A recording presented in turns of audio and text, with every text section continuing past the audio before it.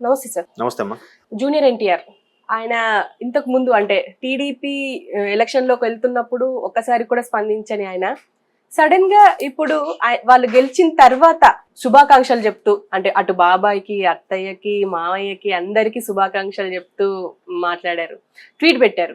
అసలు ఎట్లా ఎట్లా చూడొచ్చు అంటారు దీన్ని? ఎట్లా చూడొచ్చు అంటే ఏముంది అంటే ఆయన మంచి సూపర్ స్టారు, ఆయన చూడని ప్రపంచం లేదు, ఆయన చేయని పాత్ర లేదు, కుటుంబంకు సంబంధించిన సోషల్ ఎలిమెంట్స్ సంబంధించిన పాత్రలు కూడా చేశారు.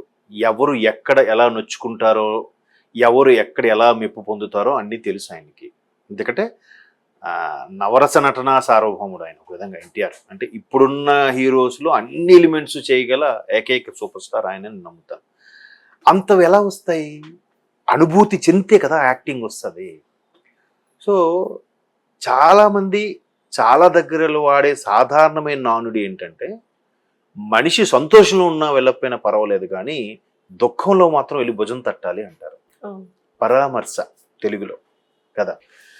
ఆ పరామర్శ చేయని వ్యక్తికి శుభాకాంక్షలు చెప్పారు అంటే మేబీ మరి ఆయన ఇప్పటికైనా ఈ అడ్డుగోడల్ని లేదంటే కొందరు విమర్శల్ని, యాంటీ ఫ్యాన్స్ యొక్క దుయ్యబట్టడాన్ని చెక్ పెట్టడానికి శుభాకాంక్షలు పెట్టారా, లేదా ఒక రకమైన ప్రెజర్తో కూడిన శుభాకాంక్షలు పెట్టారో తెలియదు. కానీ ఎందుకు కష్టం వచ్చినప్పుడు భుజం తట్టినప్పుడు ఇప్పుడు శుభాకాంక్షలు పెట్టారు అని అంటే మాత్రం నా దగ్గర జవాబు లేదు. మేబీ ఆయన చెప్పాలి. ఆయన చెప్పరు కూడా. చెప్తే మళ్ళీ దీని మీద మళ్ళీ మనలాంటి వాళ్ళు వేరే రకాల చర్చలు అవి పోతాయని కాముగా ఉండిపోవడం మంచిది.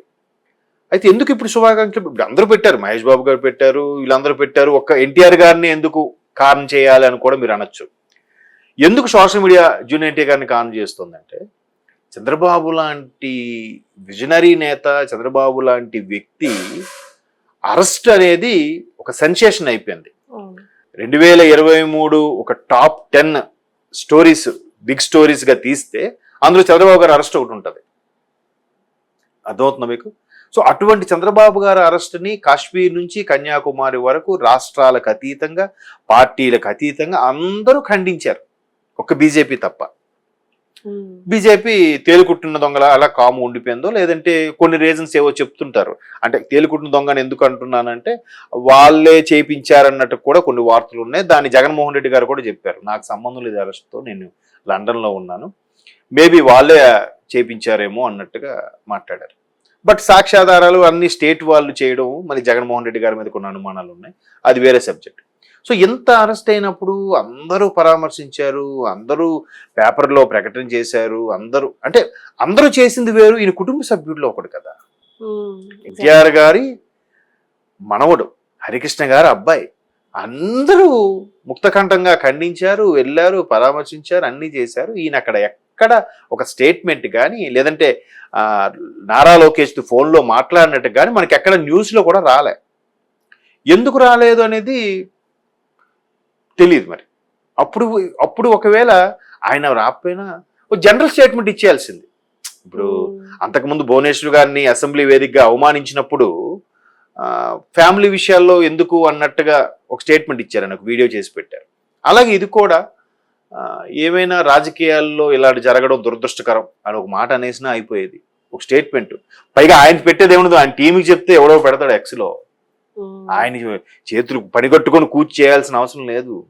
ఆయన పిఏ ఎవరికి చెప్తే చేసేస్తారు కదమ్మా, లేదంటే 2 నిమిషాలు ఫోన్లో మాట్లాడిస్తే అయిపోయింది కదా. అరే ఎట్లా జరిగింది, ఏం చేస్తున్నారు, ఎందుకంటే ఆ టైంలో అందరూ బిజీ అయ్యారు. లోకేష్ గారు కూడా ఎప్పుడు బెయిల్ రావాలి, ఎలా చేయాలి, ఏంటి అని సెంట్రల్లోకి వెళ్ళి నేషనల్ ఛానల్స్కి ఇంటర్వ్యూ ఇస్తూ, సుప్రీంకోర్టులో బెయిల్ కోసం ట్రై చేస్తూ, చాలా అంత బిజీగా ఉన్నాడు. చెప్పురా ఏంటి అని మాట్లాడుకున్నంత టైం అయితే ఉండదు కదా. సో ఇప్పుడు ఇది ఎందుకు చర్చలోకి వచ్చిందంటే అప్పుడు భుజం తట్టని వ్యక్తి, పరామర్శించిన వ్యక్తి ఇప్పుడు శుభాకాంక్షలు చెప్పారు అంటే ఇది రెండో వెర్షన్ కూడా ఉంది. ఇప్పటికైనా శుభాకాంక్షలు చెప్పకపోతే నేను లేదు, మొన్న ఒక చర్చలో కూడా చూశాను, ఎన్టీఆర్ గారికి తొక్కేశారు, ఎన్టీఆర్ గారికి అవకాశం ఇవ్వలేదు అంటే మన పిఠాపురం వర్మ గారు అదే స్టేట్మెంట్ ఇచ్చారు.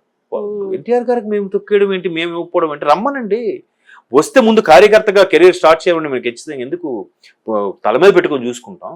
లోకేష్ గారు డైరెక్ట్గా పోటీ వచ్చారు, స్వచ్ఛంద ఎన్నికలకు వచ్చారు, స్వతంత్రంగా పోటీ చేశారు, గెలిచారు. అంత మెజార్టీ 90+ మంగళగిరిలో ఎప్పుడూ రాలే. అవును. 16 సార్లు ఎన్నిసార్లు జరిగితే 2 సార్లు గెలుచుకుందంట, అది కూడా ఎన్టీఆర్ గారి హయాంలో. తర్వాత ఎప్పుడు గెలవని మంగళగిరిలో ఈరోజు లోకేష్ 90,000 మెజార్టీతో గెలుపొందారు. మరి అలాగో అంచెలంచెలుగా ఎదగమని ఆయన కూడా ఖాళీగా కూర్చోలేదుగా. కుటుంబాన్ని, భార్యని, పిల్లల్ని వదిలేసి యువగలం అన్నాడు, సభలు అన్నాడు, రచ్చబండ్లు అన్నాడు, సమావేశాలు అన్నాడు, ముఖాముఖి అన్నాడు, రకరకాలుగా ఛానల్స్ ఇంటర్వ్యూ ఎన్నో చేశాడు కదా, డైరెక్ట్గా అయితే వచ్చిలేదు కదా. సో అట్లా వస్తే మేము ఎందుకు ఇవ్వము అన్నట్టుగా వర్మ గారు చెప్పారు. సో ఇప్పుడు అయితే ఎన్టీఆర్ గారికి కూడా ఆ విజన్, ఆ దృక్పథం లేకపోయి ఉండొచ్చు. ఎందుకంటే చేతి నిండా సినిమాలు ఉన్నాయి, వాటి ఖాళీ లేవు. ఆల్రెడీ మొన్న డెవిల్ సినిమాకు కూడా ఈ ఫీలింగ్ ఇంపాక్ట్ పడింది కొంత. డెవిల్ సినిమా ఆడకపోవడానికి కారణం ఈ టీడీపీకి సంబంధించిన కొంత ఆయన పట్టించుకోలేదు, బాబు గారు అరెస్టప్పుడు కూడా కనీసం రాలేదు, పరామర్శించలేదు అనే విమర్శలు అయితే వినిపించాయి. సో దానికి కళ్యాణ్ రామ్ గారిని అడిగారు, ఏంటి మీరు తమ్ముడు ఎలక్షన్లో క్యాన్వాసింగ్ పార్టిసిపేట్ చేస్తారంటే తమ్ముడిని అడిగి చెప్తాను అన్నాడు. ఆయన తప్పుగా ఏమనలే, ఎందుకంటే తమ్ముడు బిజీ ఆర్టిస్ట్ కాబట్టి ఆయన కాల్ షీట్లు, ఎందుకంటే 2 నెలలు పోతుందమ్మా, 2 నెలల్లో ప్రొడ్యూసర్కి ఎంత లాస్ అమ్మా, 10 రూపాయలు ఇంట్రెస్ట్ తెస్తారు, కనీసం 10 రూపాయలు ఫైనాన్స్, మరి ఇవన్నీ ఆగిపోతాయి కదా. సో అటువంటి నేపథ్యంలో ఇవన్నీ దృష్టిలో పెట్టుకుని చెప్పుంటాడు. దాన్ని వీళ్ళు టీడీపీని పట్టించుకోవట్లేదు అన్నట్టుగా బ్యాన్ చేశారన్నట్టు కూడా కొన్ని వార్తలు చూసాం. బట్ ఇవన్నీ జనాలు మర్చిపోతారు, అంతేం కాదు. బట్ ఆ గోడలను కూడా ఆ ఏదైతే ఫీలింగ్స్ ఉన్నాయో అవన్నీ తుడిచిపెట్టడానికి ఆయన పెట్టాడు అనుకోవచ్చు కదా. ఇప్పుడు నాకేం అవసరం, నేను నా పని నేను చేసుకుంటాను అనుకోలేదు కదా. మరలా కుటుంబాని కోసం చెప్పాడు ఇక్కడ ఈ వెర్షన్లో. ఈ వెర్షన్లో కూడా మనం ఆలోచించాలి, రెండు ఇప్పుడు ఒకే వెర్షన్ చెప్పడం లేదు. ఆయన ఏ పరిస్థితిలో చేయలేకపోయాడు అప్పుడు ఫోను, పోనీ ఇప్పటికైనా స్పందించాడుగా. క్లియర్గా అక్కడ చుట్టరికాలు గుర్తు చేస్తూ మరి శుభాకాంక్షలు చెప్పాడు. ఫస్ట్ మావయ్య అన్నాడు, మేనత్త మొగుడు, మావయ్య సీఎం, తర్వాత అత్త మేనత్త స్వయాన హరికృష్ణ గారికి అక్క అనుకుంటా, అక్కో చెల్లో పురంధేశ్వరి గారు, తర్వాత శ్రీభరత్ బాలయ్య గారి అల్లుడు, బావు వరుస ఆయనకి చెప్పాడు, తర్వాత లోకేష్ స్వయాన బాలయ్య గారి అల్లుడు, పైగా మా మేనత్త కొడుకు లోకేష్ గారికి. అంటే వాళ్ళందరూ ఒక ఏజ్ వాళ్ళు కాబట్టి పేరు పెట్టి పిలుచుకోవచ్చు, ఒరే అనుకోవచ్చు. ఇది మేనత్త మేనమా పిల్ల ర్యాప్ ఉంటుంది కదా. బట్ అక్కడ మిగతా పెద్దలు ఎవరంటే మామయ్య ఒకరు, మేనత్త ఒకరు, పేర్లు అలా అంటే రిలేషన్ సంబోధించి చెప్పాడు కదా. అంటే నేను కుటుంబంలోనే ఉన్నాను, ఎటు వెళ్ళిపోలేదు అన్నట్టు కూడా చెప్పాడు కదా. బట్ అంతకుముందు కూడా చాలా సందర్భాలు చెప్పాడు, తాతగారు పెట్టిన పార్టీ, నేను దాటి ఎటు పోలేను, చచ్చేదాకా టీడీపీ కార్యకర్తగానే ఉంటాను ఎప్పుడో చెప్పాడు ఆయన. అంతే కదండి. బీఆర్ఎస్ నుంచి ఎంతమంది జంప్ అయిపోయి బీజేపీకి కాంగ్రెస్కి వెళ్ళిపోయినా కేటీఆర్ గారు వెళ్ళారు. అలాగే టీడీపీ నుంచి ఎంతమంది వేరే గతంలో పార్టీ ఫిరాయింపులు జరిగి వెళ్ళిపోయారో లోకేష్ గారు, ఎన్టీఆర్ గారు ఫ్యామిలీ ఎవరు వెళ్ళలేరుగా. అఫ్ కోర్స్ ఆడపిల్లలు మళ్ళీ వేరే లెక్క. పురంధరేశ్వరి గారు అంటే వేరే కుటుంబానికి వెళ్ళిపోయారు కాబట్టి అక్కడ నుంచి అట్లా ముందు టీడీపీలో ఉండేవారు, తర్వాత వెంకటేశ్వర గారు ఆవిడ బీజేపీలోకి వెళ్ళడం జరిగింది. బీజేపీ అని మళ్ళీ ఇప్పుడు కూటమేగా, కూటమి అంటే మళ్ళీ టీడీపీగా.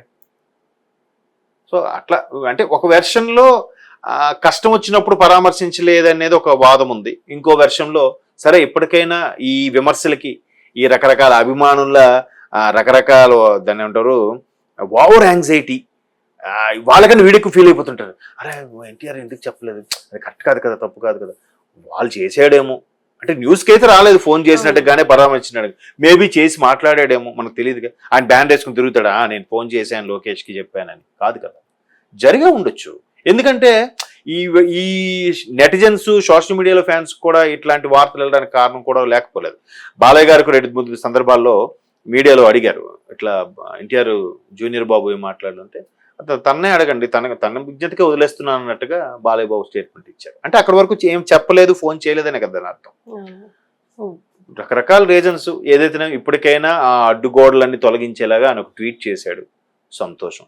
ఈవెన్ చాలా మంది హీరోలు కూడా గతంలో ముఖ్యమంత్రి గెలిచినప్పుడు చెప్పారో లేదు కానీ ఇప్పుడు పేరున పవన్ కళ్యాణ్ గారికి, బాబు గారికి మీ ద్వారా మళ్ళీ అభివృద్ధి వైపు కోరుకుంటున్నా, మరలా అభివృద్ధి వైపు పరుగులు పెడుతుంది అన్నట్టు కూడా అంటున్నాడు. దాని అర్థం ఏంటి, అభివృద్ధి లేదనే కదా. రాజుగారి పెద్ద భార్య మంచిదండి, చాలా మంచిదండి, చిన్న భార్య చెడ్డదని అనట్లే, మరి అంతే డాష్. అలాగా అందరూ శుభాకాంక్షలు చెప్పారు. ఎనీహో వాళ్ళు ఏమండి ఎన్ని అనుకున్నా మనమే పై, వాళ్ళు వాళ్ళ కుటుంబం, నారా ఫ్యామిలీ, నందమూరి ఫ్యామిలీ ఒకటే.